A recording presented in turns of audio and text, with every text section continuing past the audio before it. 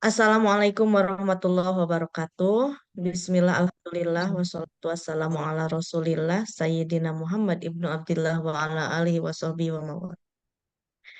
Yang saya hormati, hadir dalam kesempatan pagi hari ini, Ketua PWHMT Jawa Barat, Ibu Dr. Hajah Imas Masitoh M. Nur. Yang saya hormati Ketua Pembina PWHMT Jawa Barat sekaligus narasumber pada pagi hari ini, yang terhormat Ibu Profesor Dr. Hajah Imas Rosidawati, yang saya hormati para ibu nyai, para ustadzah hadir dari kabupaten kota pada kesempatan hari ini dalam kegiatan Cahaya Ilmu Harokah Majelis Taklim Jawa Barat. Saya Nurul Patonah dengan rasa syukur dan kebahagiaan pada pagi hari ini akan memandu acara ini. Semoga acara ini bisa memberikan banyak hal kepada kita, terutama bagi penguatan PCHMT. Sudah kita ketahui bersama bahwa PCHMT itu ada tiga: mencerdaskan, mendamaikan, dan mensejahterakan. Visi HMT yang ketiga ini akan sangat relevan dengan materi yang akan disampaikan dengan menghadirkan narasumber yang sangat kompeten, yaitu Ibu Dr. Profesor Hajah Imas Rosidawati, yaitu pembina HMT Jawa Barat sekaligus guru besar Universitas Langlang Buana Bandung. Baik, marilah kita simak bersama pemaparan dari Ibu Profesor Hajah Imas Rosidawati. Kepada yang terhormat Ibu narasumber, dipersilahkan. Saya izin share screen. Ibu mau share screen sendiri atau sama saya aja ya, Bu ya? Boleh saya coba sendiri. Sudah dijadikan co-host belum, Neng? Sudah bisa share screen. Oke, kalau bisa coba saya share screen dulu ya. Baik. Ada nih ya. Bentar.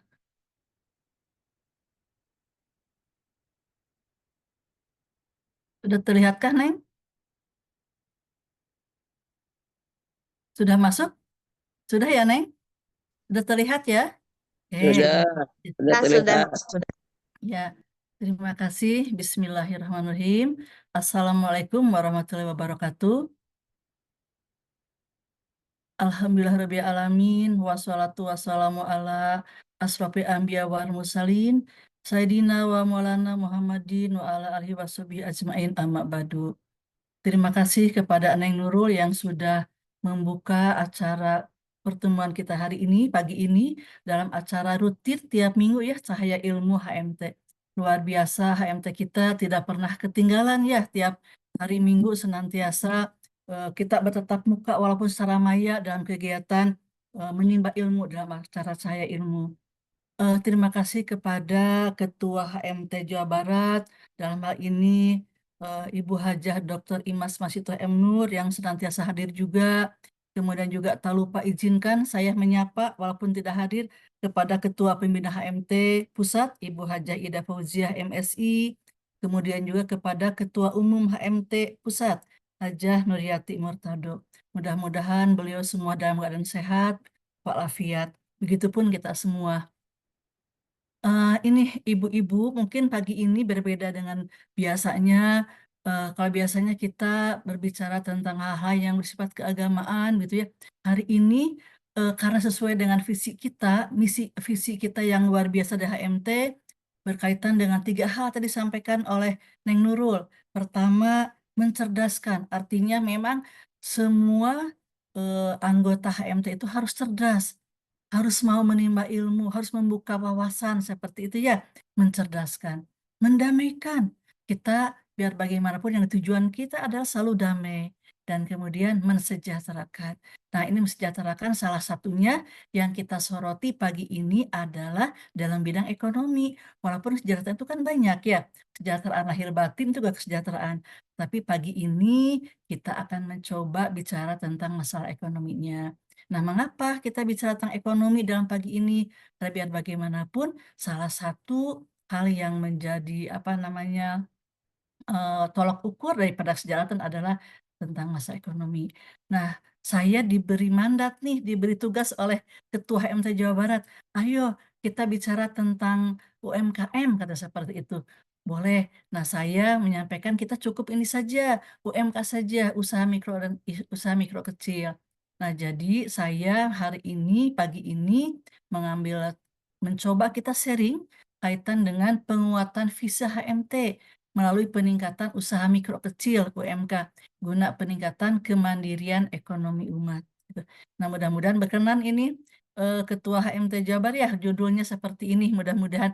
Karena kalau kita lihat eh, apakah sebetulnya disebut dengan usaha mikro kecil ini gitu ya. Bagaimana dengan saat ini dengan apa namanya banyak em, bermunculan tenan-tenas atau Alfamart, Indomaret, punten saya menyebut begitu ya nama itu demikian masif di tiap tempat. Nah, kita ingat ibu-ibu ketika kita mengalami 4 tahun yang lalu ya ada COVID begitu ya, ada pandemi yang luar biasa selama 3 tahun.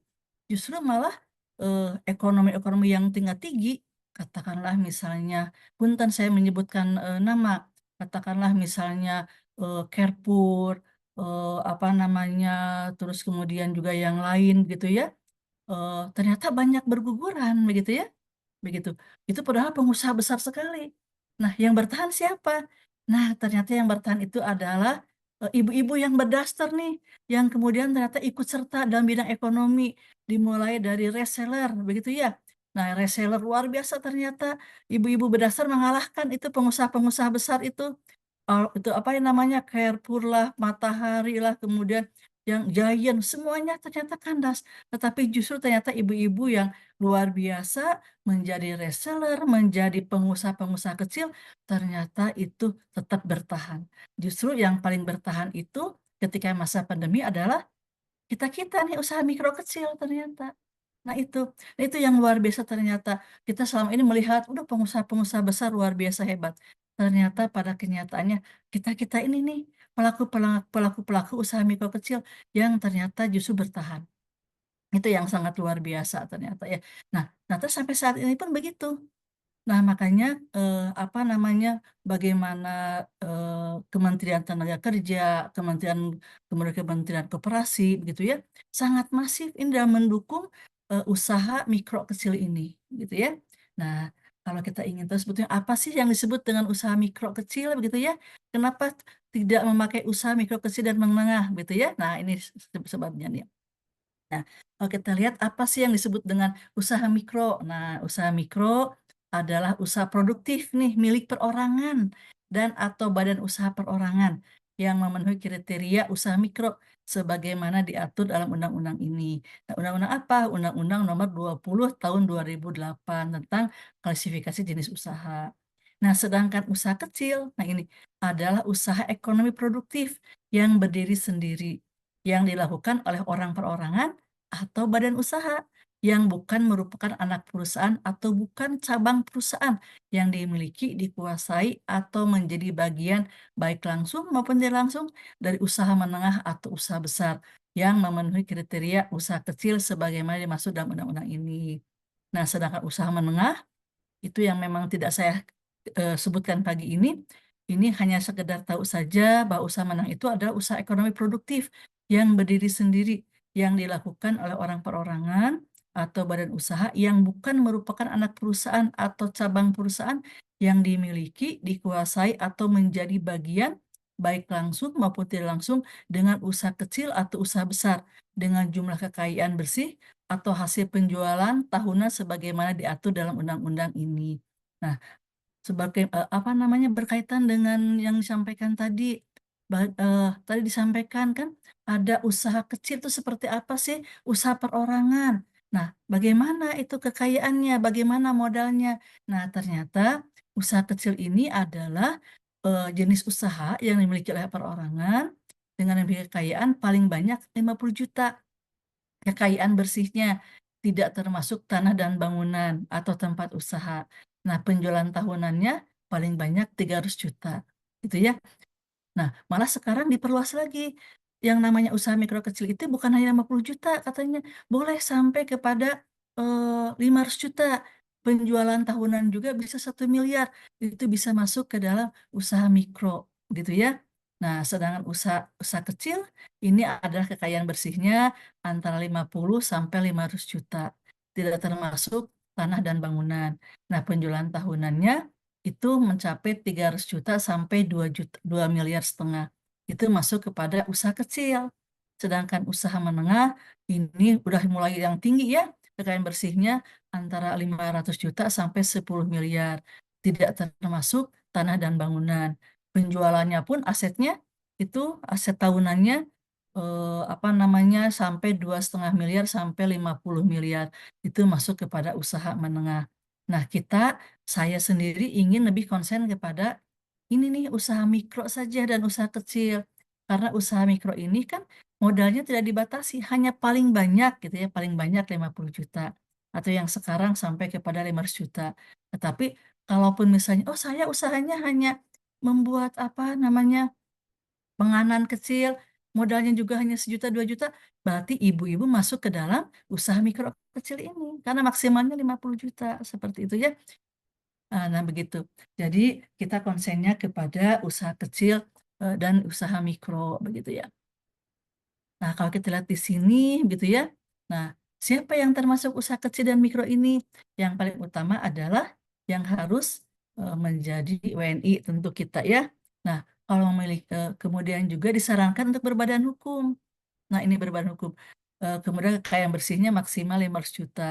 Nah, hasil penjualannya omsetnya rata-rata 2 miliar per tahun seperti itu ya. Nah, jadi ibu-ibu kalau kita lihat apa namanya, mengapa kita bicara ini? Karena kalau kita melihat kepada bagaimana para nyai di HMT ini, walaupun memiliki pesantren, menjadi ustazah, ternyata juga hampir semuanya pelaku usaha juga. Begitu ya, Bu Ketua Umum Jabar ya. Ternyata luar biasa ini apa anggota-anggota HMT ini. Bukan hanya ibu nyai, bukan hanya pemilik pesantren, bukan hanya ustazah, tetapi berkecimpung juga ternyata dalam bidang usaha ini yang luar biasa. Gitu ya. Keren, semua keren. Nah, disupport oleh siapa? Disupport juga ternyata oleh dari ketua pembina pusat ya Ibu ya. Sangat sangat sangat luar biasa apa dorongannya, supportnya kepada kita semua. Malah ada beberapa daerah juga mendapatkan ada yang disebut dengan apa PKM pemula ya, TKM pemula ya, tenaga kerja pemula. Itu ternyata disupport juga. Ayo apa nih yang akan bisa kita lakukan? Berarti kan harus ada usahanya ya. Nah, usahanya kita jangan berpikir yang besar-besar dulu. Usahanya mulai dari yang kecil, karena yang besar itu pasti asalnya kecil dulu, gitu ya. Nah, kalau kita lihat di sini, apa sih tujuan UMKM itu atau UMKM itu tujuan apa? Nah, yang paling utama adalah meningkatkan perekonomian masyarakat. Nah, kemudian kalau kita lihat bagaimana aset yang kita miliki, sekecil apapun aset kita, kita punya tempat di rumah, tapi ternyata ada tempat di depan rumah, misalkan di halaman tidak terpakai, oke kita bisa berjualan di situ, kita bisa manfaatkan. Atau punya garasi, eh, garasinya lumayan luas, kita pakai sedikit untuk usaha. Nah itu, jadi mengoptimalkan aset yang dimiliki. Nah, kemudian juga meningkatkan usaha masyarakat. Nah, di sini ada mengembangkan rencana kerja. Apa maksudnya mengembangkan rencana kerja? Katakanlah misalnya bagaimana kita meng-hire eh, apa namanya orang-orang yang dalam lingkup keahliannya, misalnya membantu dalam packaging, misalnya ya, membantu dalam pemasaran digital, sekarang digital marketing. Nah, ini itu yang mengembangkan rencana kerja. Nah, sehingga menciptakan peluang dan jaringan pasar, gitu ya. Kemarin saya ini dari HMT Jawa Barat itu ada yang jualan kue dan sebagainya. Ternyata sekarang jaringannya sudah luas ya sampai kemana-mana. Nah, itu artinya membuka peluang jaringan pasar. Nah, dengan demikian itu juga akan nantinya membuka lapangan kerja nih. Begitu ya. Nah, kemudian ketika membuka lapangan kerja, maka otomatis meningkatkan kesejahteraan masyarakat, pertumbuhan dan pemerataan ekonomi masyarakat, sehingga ujung-ujungnya meningkatkan pendapatan masyarakat. Nah, itu seperti itu. Nanti saya mungkin tidak akan terlalu banyak, nanti lebih banyak kepada tanya jawab mungkin ya. Nah, kita berpikirnya sederhana saja nih. Ketika kita menjadi TKM pemula misalnya, atau kita ingin memulai usaha, langkah apa sih yang harus dilakukan oleh masyarakat atau oleh kita nih, supaya kita bisa memulai sesuatu, begitu ya. Karena yang susah itu adalah memulai sesuatu. Kalau sudah berjalan biasanya gampang untuk menjalankannya. Tapi yang berat itu adalah memulainya. Nah, bagaimana? Berpikir sederhana saja apa yang harus kita lakukan. Nah, ternyata kita tidak usah terlalu jauh berpikirnya. Ini saja, tekad, ada tekad untuk memulai. Nah, mulailah dari minat dan bakat yang dimiliki. Ibu-ibu senangnya pastry atau bakery. Udah kita bikin kue, bikin roti begitu ya. Ibu-ibu senangnya masak apa namanya? Masak untuk makanan sehari-hari. Kita buka, katakanlah warung nasi kan seperti itu. Bakat mulai dari kita. Atau misalnya ibu-ibu senangnya misalnya pelihara ikan mas, pelihara ikan misalnya ikan apa ikan hias. Ayo kita mulai dari situ gitu ya. Intinya mulailah dari minat dan bakat yang kita miliki. Yang penting, nomor 3, ada target, fokus, dan konsisten. Gitu ya. Maksudnya apa? Kita jangan misalnya, bagaimana kita harus mengejar target? Artinya, oh, kalau kita misalnya berjualan, katakanlah misalkan namanya membuka usaha baru kan, biasanya suka ada naik turun gitu ya. Tapi kita tetap fokus, karena biasa, usaha itu kan naik turun biasa. Yang penting, fokus dan konsistennya. Nah, kita juga bisa belajar dari kisah-kisah pengusaha sukses, anak-anak muda begitu ya, yang sekarang ini luar biasa apa buka kafe-kafe. Nah, itu artinya mereka bisa bisa kita bisa belajar dari kisah mereka gitu ya.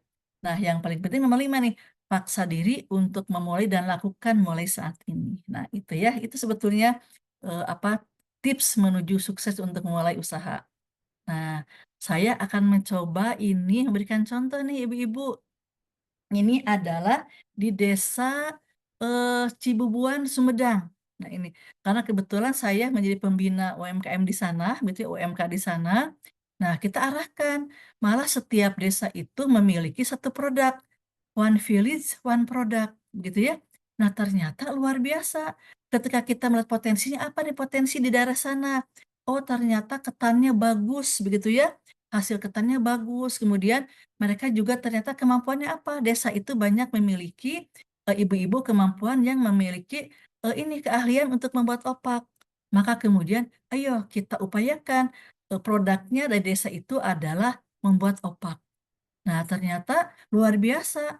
Malah dengan bantuan dari mahasiswa, bantuan dari kita, begitu ya.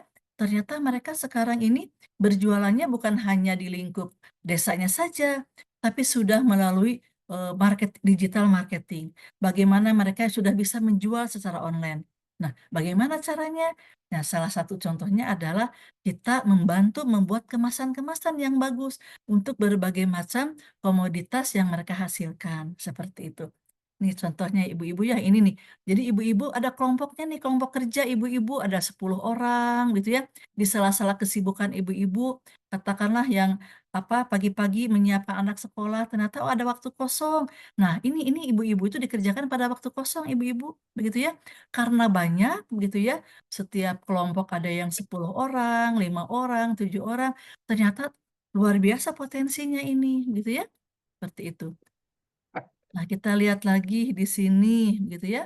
Nah, ketika kita bicara tentang tadi ya, bagaimana kita mendorong para pelaku usaha itu, begitu ya, seperti tadi UMKM itu ya. Nah, ternyata di dalam lapangan kita juga melihat apa sih yang menjadi permasalahan mereka ketika mengembangkan usahanya, begitu ya. Apa asa beli sangu di Padang itu sabaraha? Bocor, bocor, Neng. Nah, ya, nah ternyata ada 5 permasalahan nih. Biasanya iklim berusaha belum kondusif. Mereka merasa, aduh, ketika saya membuat opak laku enggak ya, gitu ya. Nanti bagaimana pemasarannya, bagaimana kita menjualnya, bagaimana kita modalnya, nah itu. Nah, karena apa? Karena biasanya terbatas informasi dan akses pasar, gitu ya. Nah, kemudian juga karena mereka kadang-kala kalau hanya sendirian, begitu ya, oh rendah produktivitasnya. Katakanlah misalnya kebutuhan itu, misalkan ketika ibu-ibu membuat kue, kebutuhannya banyak sekali karena ternyata sudah laku begitu ya. Tapi ternyata karena tidak ada teknologi, tidak memakai teknologi, tidak bekerja sama dengan pihak lain hanya sendiri, sehingga akhirnya produktivitasnya rendah, gitu ya. Nah, yang jadi sering permasalahan adalah nomor 4 nih, keterbatasan permodalan, gitu ya. Selain juga ada yang tadi, rendah jiwa dan semangat kewirausahaan. Begitu, oh ingin laku sekian hari ini, ternyata kurang laku, kemudian langsung down, langsung mentalnya down. Padahal kita yang namanya usaha tadi bisa naik turun. Yang penting konsisten, kitanya fokus, begitu ya. Pasti akan ada jalan seperti itu.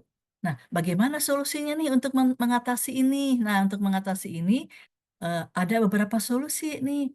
Nah, antara lain solusinya adalah nah ini berkaitan dengan pemanfaatan dana TKM pemula yang tadi saya katakan ya, tenaga kerja pemula dalam mengembangkan dalam mendukung pengembangan usaha.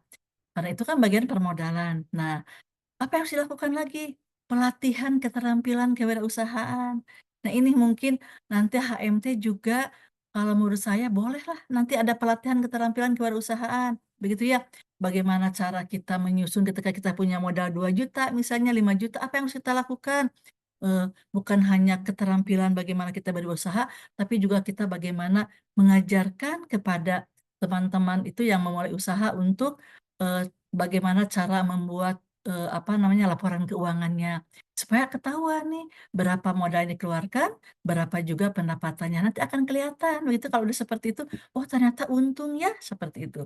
Nah, kemudian juga yang paling penting adalah pengembangan alat dan sarana produksi.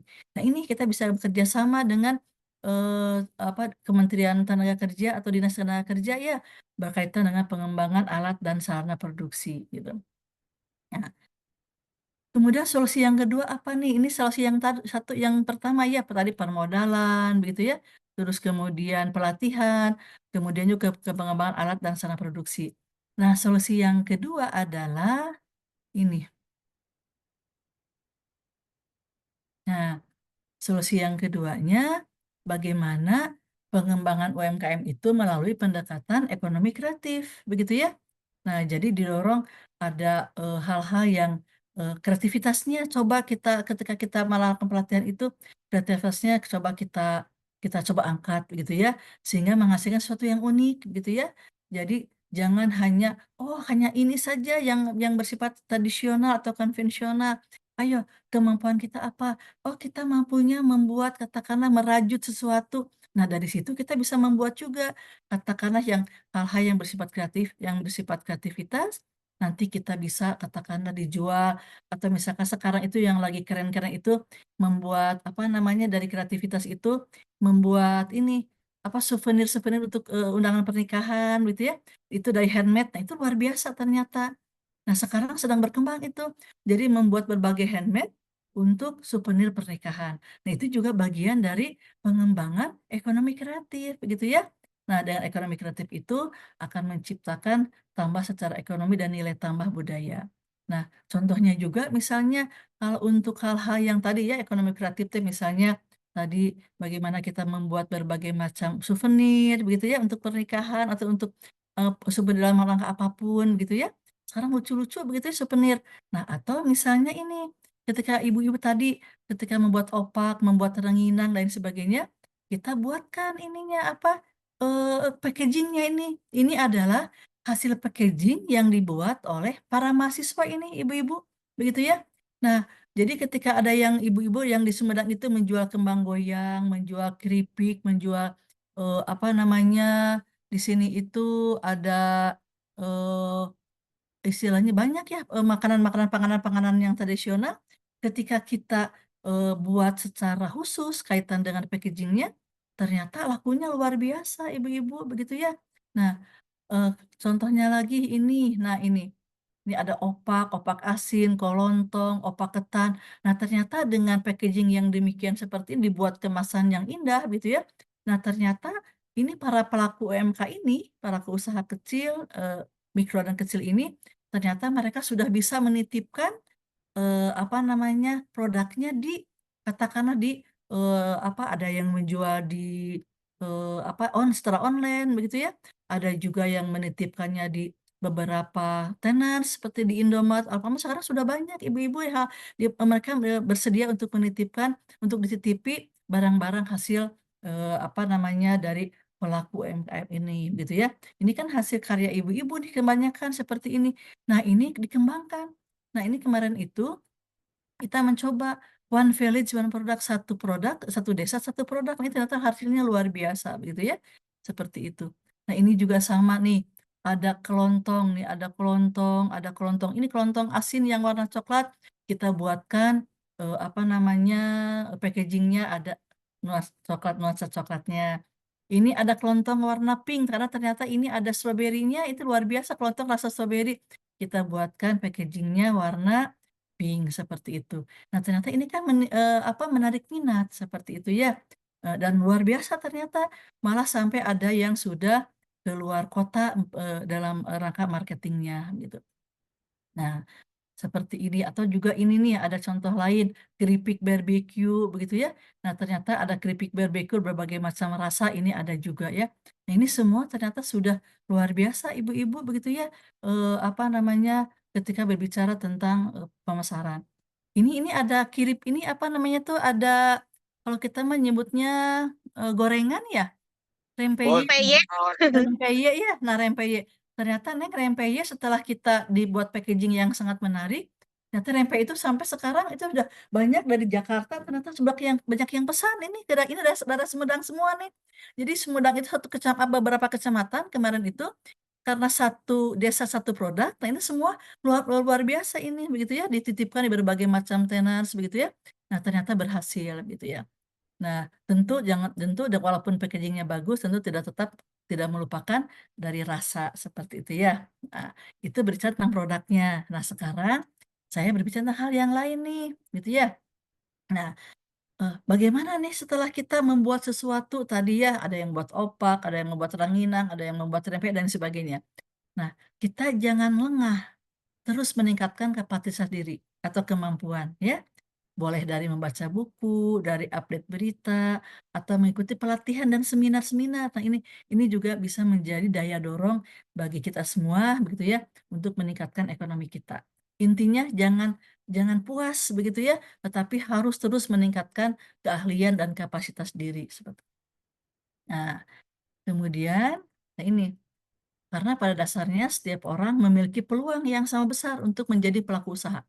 Semua orang bisa memiliki peluang gitu ya. Nah, tidak ada yang lebih hebat dari yang lainnya. Yang membedakan hanyalah usahanya. Gitu ya, effortnya seperti apa gitu ya. Jadi artinya semua orang siapapun bisa menjadi pengusaha. Terutama pengusaha mikro ya, yang saya katakan tadi bagaimana ketika zamannya kita pandemi justru apa market itu diserbu oleh ibu-ibu berdaster begitu ya, yang ternyata luar biasa. Nah, makanya tidak terlalu terasa nih ketika kita zaman COVID itu. Karena semua orang bergerak gitu ya untuk melakukan usaha, ternyata berhasil seperti itu. Nah, kemudian juga di sini eh, tidak ada hasil yang berbeda untuk cara yang sama gitu ya. Nah, intinya ketika kita ada ingin hasil yang berbeda, maka upaya pun kita harus berbeda gitu ya. Artinya seperti apa usahanya ya harus lebih maksimal gitu ya, seperti itu. Oke. Nah, kemudian apa nih yang bisa dilakukan oleh pemerintah nih atau oleh kita semua ketika katakanlah apa namanya kita semua sudah memiliki usaha sekecil apapun gitu ya. Karena kalau yang saya tahu di HMT ini hampir semua adalah pelaku usaha begitu ya. Saya kemarin ngobrol dengan Ibu Cici dari Ciamis. Oh, ternyata luar biasa. Itu sudah betul-betul bukan lagi usaha kecil, udah mikro tapi usaha kecil, udah masuk kecil dan menengah. Bagaimana memasarkan minuman yang berkualitas. Kemudian juga ada produk-produk lainnya. Produknya banyak sekali Ibu Cici itu yang dari Ciamis. Nah, ini apa yang harus dilakukan begitu ya? Ketika kita sudah memiliki banyak usaha. Nah, pertama adalah kita harus memiliki yang disebut dengan nomor izin berusaha. Sekecil apapun ibu-ibu punya usaha, ibu-ibu wajib daftarkan nomor induk berusahanya. Karena dari situlah nanti ibu-ibu akan banyak bantuan. Bukan hanya dari satu kementerian, tapi dari kementerian yang lainnya. Dari Kementerian UMKM, dari kemudian juga dari Pemda setempat. Karena sekarang ini di Jawa Barat saja, ini ibu-ibu nih yang paling penting, ini ingin saya informasikan, bahwa di Jawa Barat saja sekarang ini didorong pada tahun 2024 ada 1 juta pengusaha baru yang dari sektor mikro sejuta nih, sejuta pengusaha baru nih. Begitu ya. Nah, ini saya akan coba lihat. Nah, ini nih. Ini Ibu-ibu. Jadi ada PP atau Peraturan Pemerintah Nomor 6 Tahun 2021 tentang penyelenggaraan perizinan berusaha di daerah. Nah, jadi saat ini di Jawa Barat saja ada akselerasi penerbitan 1 juta nomor induk berusaha. Artinya ini untuk orang-orang atau pemula ini ada kesempatan luar biasa nih 1 juta pengusaha baru gitu ya.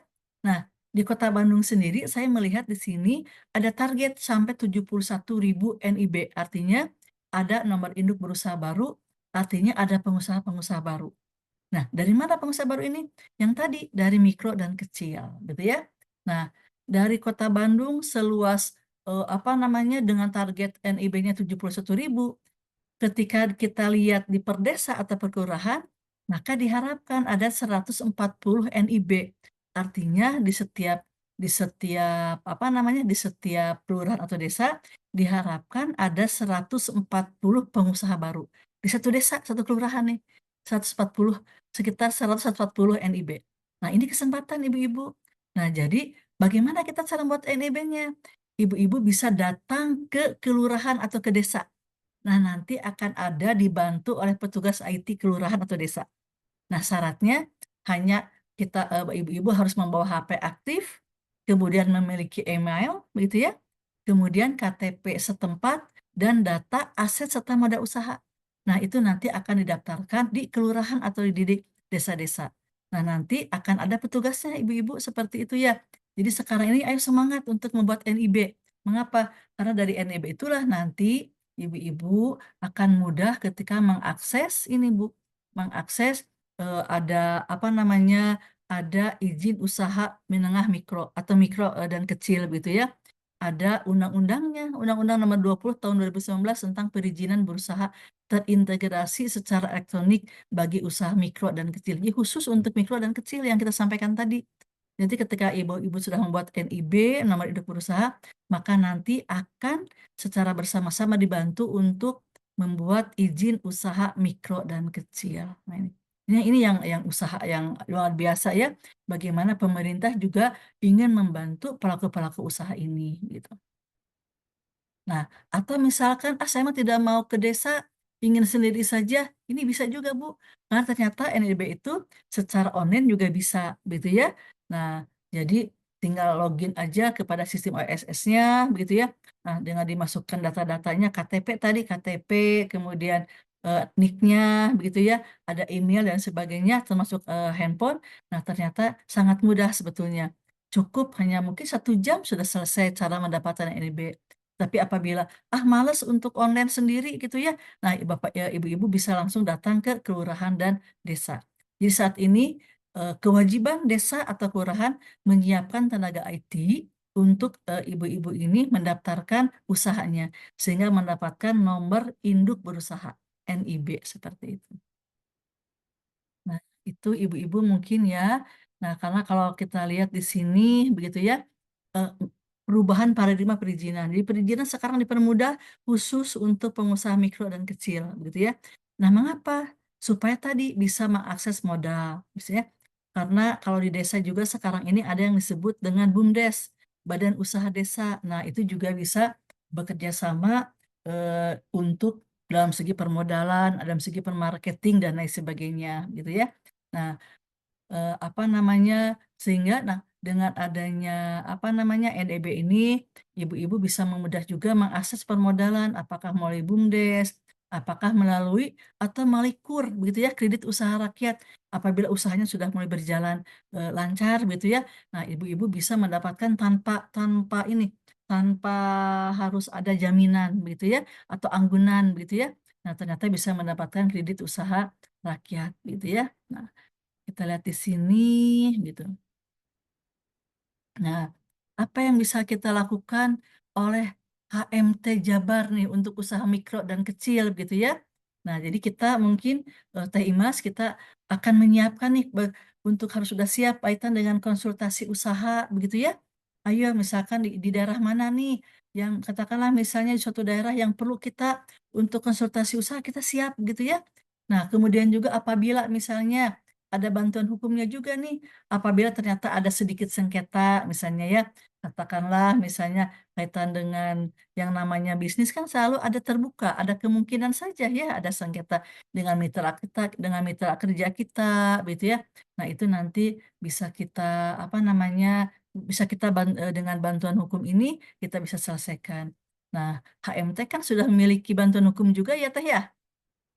HMT Jabar ya sudah memiliki badan Oh, Teh, betul, sudah. ya sudah ya Sudah, Prof. bantuan hukum dan konsultasi. Sudah banyak yang Nah, bergabung dari nah, berbagai perguruan tinggi. Iya. Nah, ini bantuan hukum untuk apa?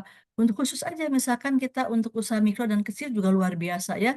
Jadi tadi konsultasi usaha, bantuan hukum misalnya, oh saya mah ingin membuat PT perorangan. Nah, kita bantu nih di sini bantuan hukumnya nih. Apabila ada misalkan saya sudah mulai lumayan nih usahanya, boleh ibu-ibu membuat PT perorangan dan syaratnya pun mudah. Kalau dulu PT itu kan kesannya mewah, kesannya mahal gitu ya karena modalnya pun minimal 50 juta. Harus ada akta notaris begitu ya. Nah, sekarang dengan PT Perorangan tidak perlu. Itu dengan katakanlah kalau Neng Nurul katakanlah ingin punya usaha, ingin memiliki PT boleh atas nama sendiri, atas nama perorangan. Asal yang penting ada usahanya begitu ya. Ada modalnya. Bisa didaftarkan menjadi PT perorangan. Apa untungnya? Nah, untungnya adalah kalau PT perorangan itu ada pemisahan harta kekayaan antara perusahaan dengan harta pribadi. Nah, jadi kita belajar untuk membuat pembukuan, begitu ya. Jadi ini mana harta pribadi, ini mana harta hasil usaha. Nah, itu sehingga nanti akan dilihat apabila bagus track record-nya, maka kemudian bisa mengajukan ke perbankan. Nah, ini atau mengakses pembiayaan seperti KUR nih, KUR mikro khusus untuk mikro tanpa anggunan. Maksudnya anggunan tambahan itu tidak harus misalkan rumah dan sebagainya, cukup usahanya sendiri yang dijadikan anggunan, gitu ya. Yang asalnya malah sekarang ini yang berubah. Yang asalnya hanya 10 juta sampai 50 juta, sekarang ini bisa sampai 100 juta tanpa jaminan. Cukup usaha saja, memiliki usaha. Nah, jadi apabila misalnya ibu-ibu memiliki tadi PT perorangan gitu ya, beda nih. Kalau katakanlah misalnya kita bercampur hasil usaha dengan yang dipunya di rumah, itu kan nanti tidak bisa terlihat mana usahanya atau perkembangan usahanya. Tapi apabila dipisahkan gitu ya, ini harta kita pribadi, harta usaha gitu ya. Nah, ini ganti gampang. Ketika ibu-ibu nanti dilatih membuat laporan keuangan, nah seperti ini bisa mengakses pembiayaan seperti KUR ini. Ini mungkin Teh yang nanti akan kita bisa bantu juga buat teman-teman yang memiliki usaha. Nah, tadi membuat NIP dan perizinan lainnya. Nanti itu juga mungkin bagian daripada badan konsultan hukum ya yang dimiliki oleh HMT Jabar. Nah, itu mungkin ibu-ibu, saya tidak perbanyak ini ya, lebih baik kita konsul ini saja apabila Bapak Ibu atau ibu-ibu semua, ibu-ibu nyai, ada yang ditanyakan atau kita sharing, boleh begitu ya, gitu seperti itu. Demikian ibu-ibu, wassalamualaikum warahmatullahi wabarakatuh.